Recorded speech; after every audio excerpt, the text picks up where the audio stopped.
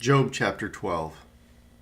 Then Job answered and said, No doubt you are the people, and wisdom will die with you. But I have understanding as well as you. I am not inferior to you. Who does not know such things as these? I am a laughingstock to my friends, I who called to God, and he answered me, a just and blameless man, am a laughingstock. In the thought of one who is at ease, there is contempt for misfortune. It is ready for those whose feet slip. The tents of robbers are at peace, and those who provoke God are secure, who bring their God in their hand. But ask the beasts, and they will teach you, the birds of the heavens, and they will tell you, or the bushes of the earth, and they will teach you, and the fish of the sea will declare to you. Who among all these does not know that the hand of the Lord has done this? In his hand is the life of every living thing, and the breath of all mankind. Does not the ear test words as the palate tastes food?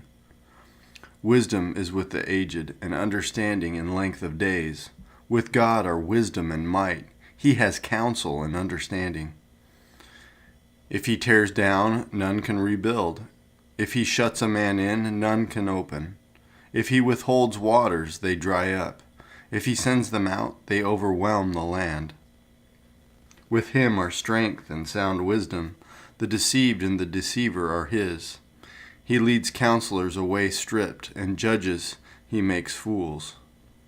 He looses the bonds of kings and binds a waistcloth on their hips.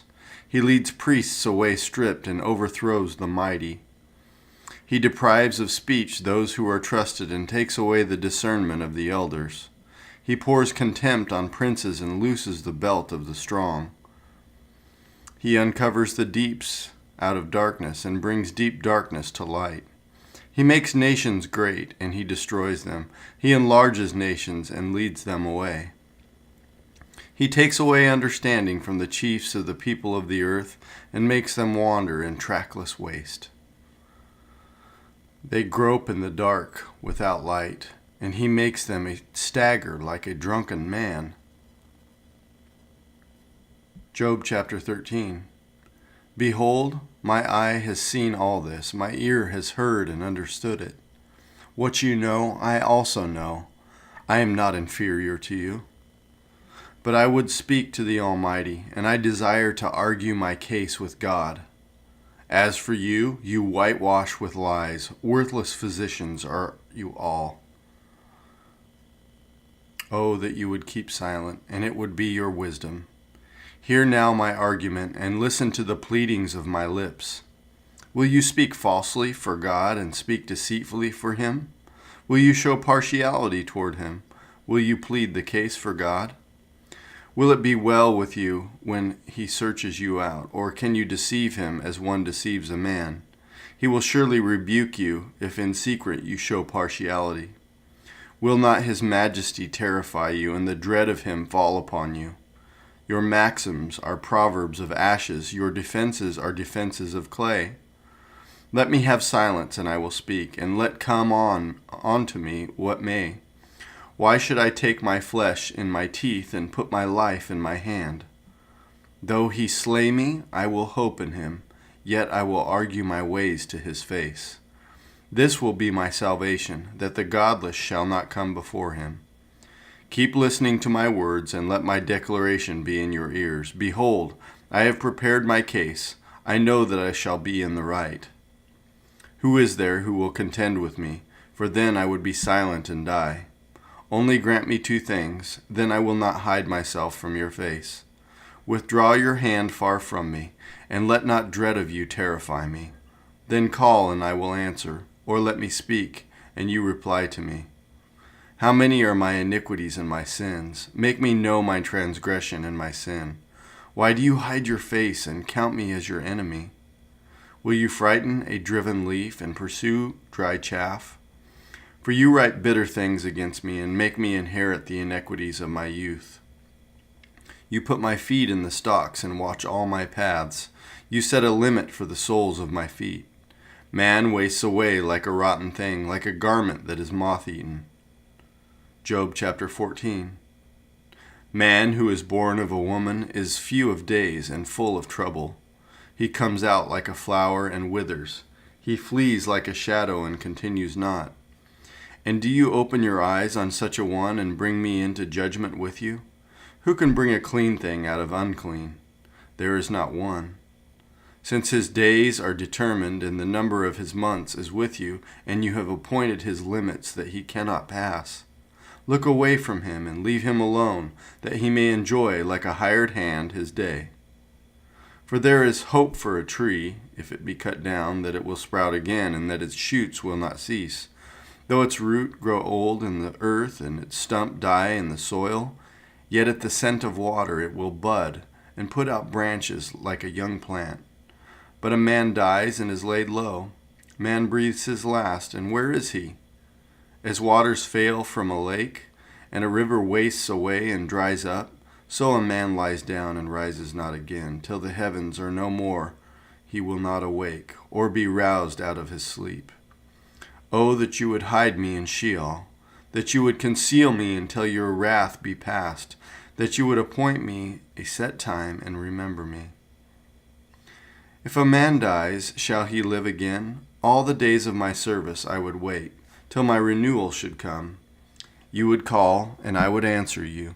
You would long for the work of your hands.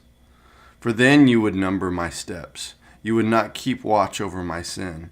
My transgression would be sealed up in a bag, and you would cover over my iniquity. But the mountain falls and crumbles away, and the rock is removed from its place.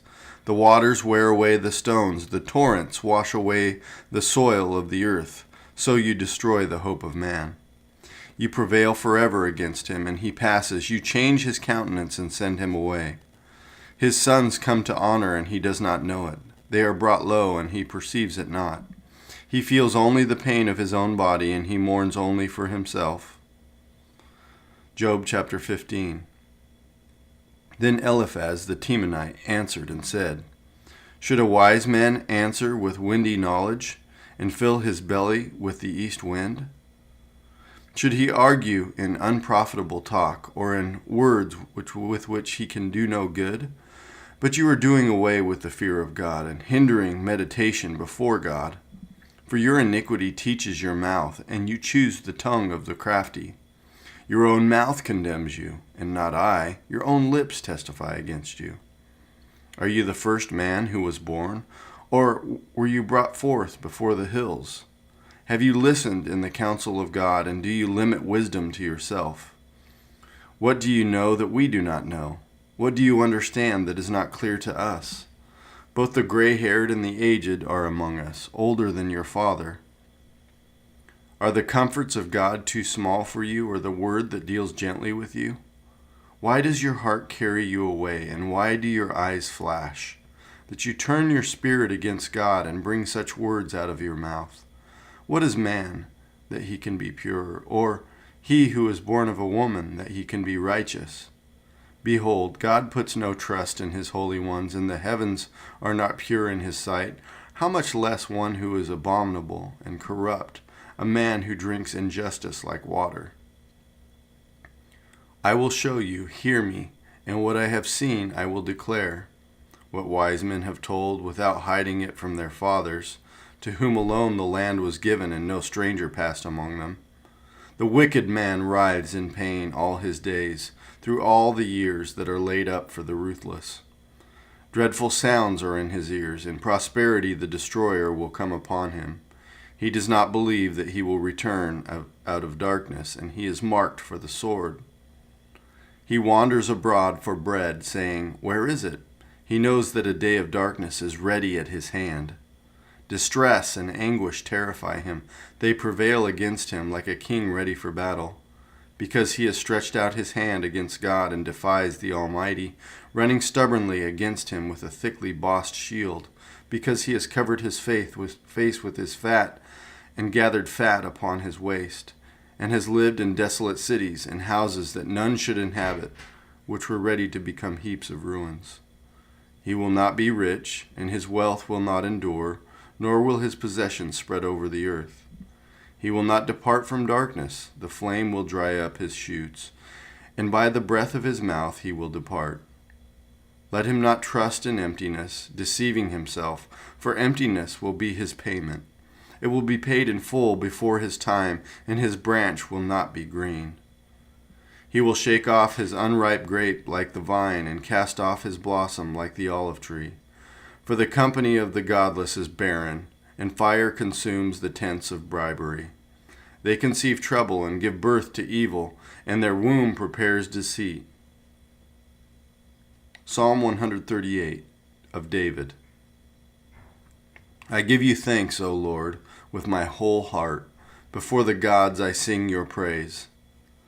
I bow down toward your holy temple and give thanks to your name for your steadfast love and your faithfulness, for you have exalted above all things your name and your word.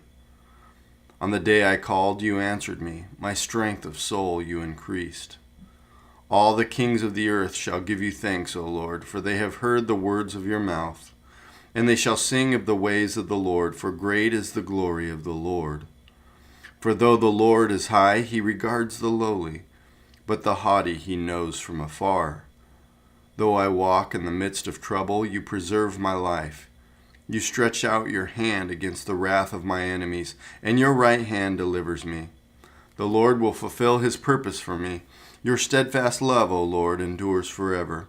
Do not forsake the work of your hands.